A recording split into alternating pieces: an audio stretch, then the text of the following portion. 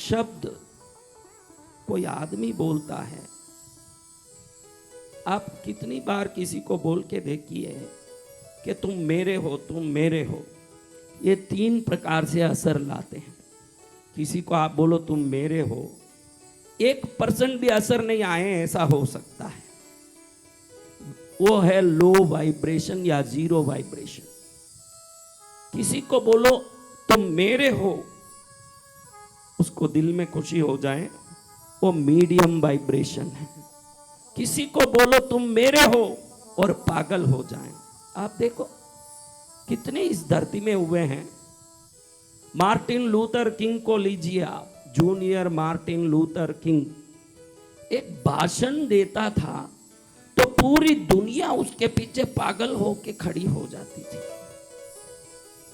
कुछ भाषणकारों के भाषण सुनिए, उन भाषण के शब्द इतने साधारण हैं, उस भाषण का तत्व एकदम हर किसी के दिमाग में से प्रकट हो सके उतने ही तरंग रखते हैं। लेकिन उन भाषणों से अब्राहम लिंकन ने जो एक 2 मिनट की भाषण दी है, 2 मिनट की भाषण, जनता से मैं, जनता के लिए मैं, जनता का मैं, ये 3 शब्दों ने अब्राहम लिंकन को दुनिया का सबसे बड़ा आदमी बना दिया। उस भाषण के पहले जो मुख्य भाषण करता था, इससे बड़ा था वो, और वो 2.5 घंटा भाषण दिया। कितना भाषण? 2.5 घंटा गुरुदेव। और इससे बड़ा आदमी, और उस भाषण करता के 2.5 घंटे के भाषण का आज कहीं रिकॉर्ड ही नहीं है। और अब्राहम लिंकन उसके बाद खड़े होके 2 मिनट के एक भाषण में जनता का मैं, जनता से मैं, जनता के लिए मैं, ये शब्द जोड़ के एक 2 मिनट का भाषण दिया। आज तक इतिहास के पन्नों में श्रेष्ठ 100 भाषणों में ये भाषण 100 वर्षों से माना जाता है। आप ध्यान रखना, आप इस संसार में कुछ करने आए हो तो आपके अंदर करने की आग और उसको कर पाने का आकर्षण दोनों होना चाहिए। 90% लोगों के पास आकर्षण ही नहीं है, तो 99% लोगों के पास आग ही नहीं है। आप बोलोगे हमारे में तो आग है।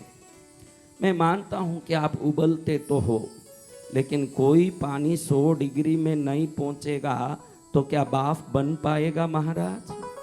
बन पाएगा? आपका कोई काम नहीं हो रहा है, या आप अध्यात्म में कहीं पहुंच नहीं पा रहे हो, या आप धंधे में, संसार में जहां का टारगेट रह के हो वहां पहुंच नहीं पा रहे हो, तो आप कहते हो कि हम प्रयास तो बहुत करते हैं महाराज, लेकिन हम प्रयास करते हैं वहां तक पहुंच नहीं पा रहे हैं। कुछ न कुछ मुझे रोकता है, परेशान करता है। कोई नहीं रोक सकता।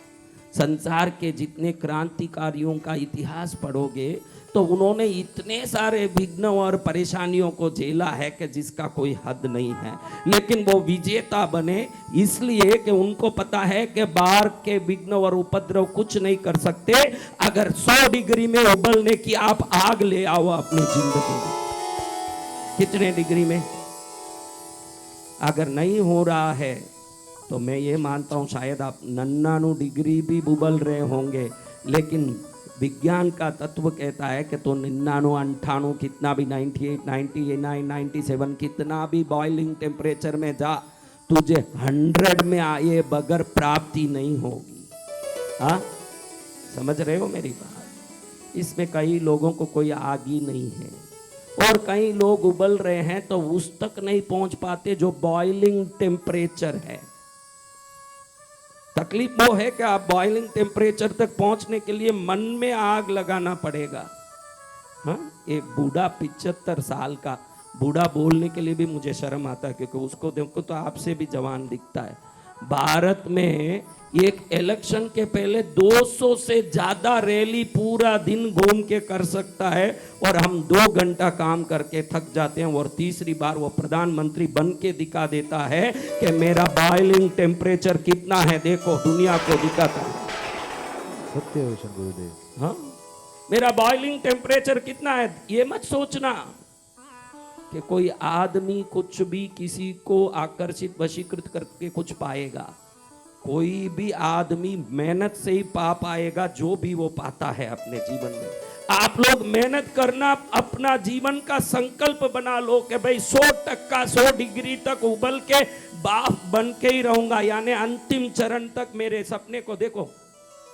जो नींद में सपने लेते हो ना कि मेरे को नींद में बहुत सपने आते हैं कि मैं ये बन जाऊं, सोना दिखता है, घड़ा दिखता है। कई लोग बोलते हैं महाराज सपने में घड़ी घड़ी घड़ा दिखता है, कोई धन निकल सकता है क्या? मैं बोलता हूँ मूर्ख, जो नींद में सपना देखता है वो सपना है, जो जागृत सपना देखता है वही जीवन में कुछ प्राप्त कर सकता है। जगे हुए ही सपना देख के भाई मुझे ये करके ही रहना है, मुझे ये पाक के ही रहना है, जब जगे हुए ही जाग जाएगा तेरा जीवन विजेता के पद को प्राप्त कर लेगा, वरना पॉसिबल नहीं। आपको उबलना पड़ेगा। क्या करना पड़ेगा? वो है नहीं मन में। कहीं अभी हमारी लीला जैसी बोलेगी कि मैं तो हाउस वाइफ हूं। क्या हूं? House wife. अपने लिए विकल्प ढूंढो। मेरी बेटी काम करती है, मेरा बेटा काम करता है, मेरे पति काम करते हैं, वो सब काम करते हैं। मैं घर में रसोई बनाने वाली एक गृहिणी स्त्री हूँ, मैं क्या कर सकती हूँ? अरे भाई पुण्यशाली, मैं कहना चाहता हूँ अगर तू गृहिणी है तो कोई कुछ पा रहा है तो कोई कुछ पा रहा है, तू घर में बैठी है, तेरे पास अवसर है घर में बैठने का, तो घर बैठे बैठे प्रभु को पाने का काम तू चालू कर। कुछ ना कुछ कर, लेकिन कर, खाली मत बैठ। मैं हाउस वाइफ कोई खाली बैठने के लिए नहीं है। परिवार का ध्यान दो, पति का ध्यान दो, बच्चों का ध्यान दो। बचा हुआ कोई तो समय होगा, उनको कह दो ये बचा हुआ समय मेरा है, इस समय में मैं अपना काम करूंगी। पति पैसा लेके आता है, बेटा प्यार लेके आता है, बेटी ममता लेके आ रही है, तो तू प्रभु को लेके आने का काम शुरू कर। तू कुछ भी कर सकती है अगर चाहे तो, बैठ मत। अगर ज्यादा समय है, हाउस वाइफ हूं, मुझे ज्यादा समय है, आ जा कृष्णगिरी में, गुरु के चरण में रह। जो जिंदगी में कहीं भी नहीं मिला वो सुख ईश्वर के घर में जरूर मिलेगा। जिसको जहाँ नहीं मिला मिला हो। ईश्वर का घर सुख देने के लिए ही बना है। दुकानें चीज देने के लिए बनी है, दुकानें चीज देने के लिए बनी है, होटल भोजन देने के लिए बना है, लॉज आपको रहने की सुविधा देने के लिए बने हैं। तो सनातन धर्म में मंदिर और मठ आपको जो सुख को ढूंढ के संसार में भटक रहे हो, ये सुख यहीं मिलेगा। ये चेतना देने के लिए बने हैं।